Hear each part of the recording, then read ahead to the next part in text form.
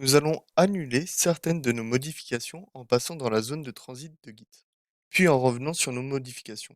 Je commence dans mon terminal dans le repository test.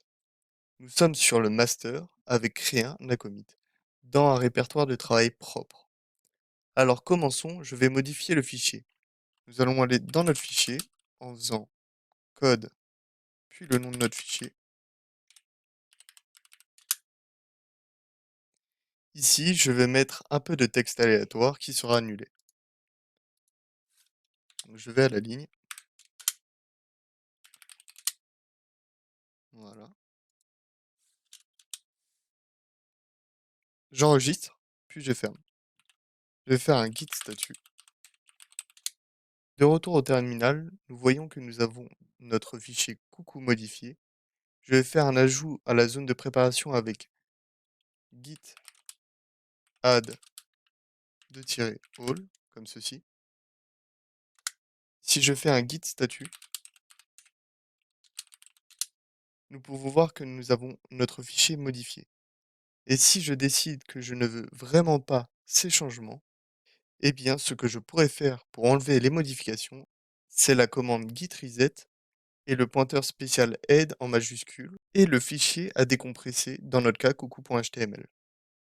Donc git reset head en majuscule coucou.html,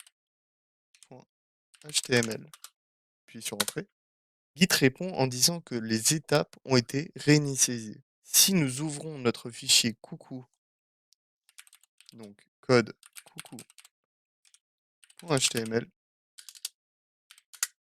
le texte est toujours là, mais le changement a été annulé sur Git. De retour sur le terminal, si je fais un git statut, cela montre que nous avons notre fichier modifié, mais je ne veux aucune de ces modifications. Pour ignorer complètement ces modifications, je vais revenir au dernier état connu de ce fichier, qui se trouve dans le repository de Git. Pour ce faire, nous allons faire la commande git checkout, comme ceci, espace, le nom du fichier. Vérifions si cela a bien marché avec la commande git statut. Nous sommes de retour dans un nouveau repository de travail.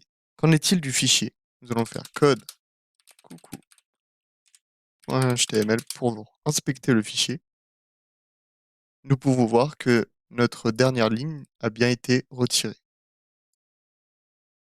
Nos modifications ont disparu.